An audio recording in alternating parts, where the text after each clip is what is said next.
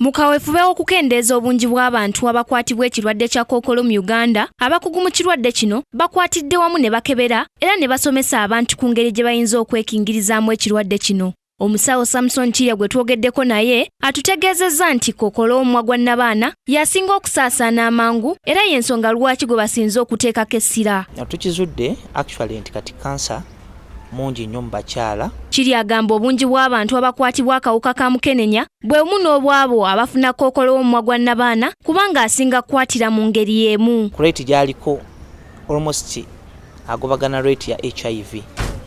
Akubanga tukyanze nga cancer is sexually transmitted ate era nga ne HIV is sexually transmitted. Ebika bya Kkookolo buli lukya byeyongera era nga Kirya agamba buli kintu ekikwata omubiri ne kirwawo okuwona kifuuka Kkookolo. Singa ofunebwa nga teriwona ku mubiri oyo aba afuuse eki cancer. Ono agamba embeera z'abantu ze zikyasinza okuleetera emibiri gyabwe okufuna ebirwadde nga bino olw'ensonga nti bagiriisa bubi era nga bakozesa ebintu ng'ebizigo eby'okweyerusa ebinafuya obutafaali obulwanyisa obulwadde mu mubiri. Emmere nayo kintu kikulu nnyo kubanga kansa ono adipendinga ku mmere gy'oli okukula era atya nti sometimes weekanga nga oyinza okuba balance wakati w'omubiri singa omubiri gufunamu imbalance mu byokulya. For example oyinza okuba olya ebyokulya nga they don't boost the immunity omubiri nga tegufuna kwerwanako.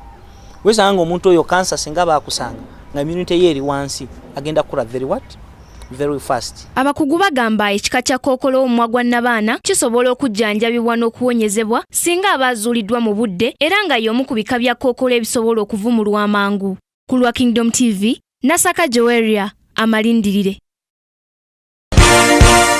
This is Kingdom TV.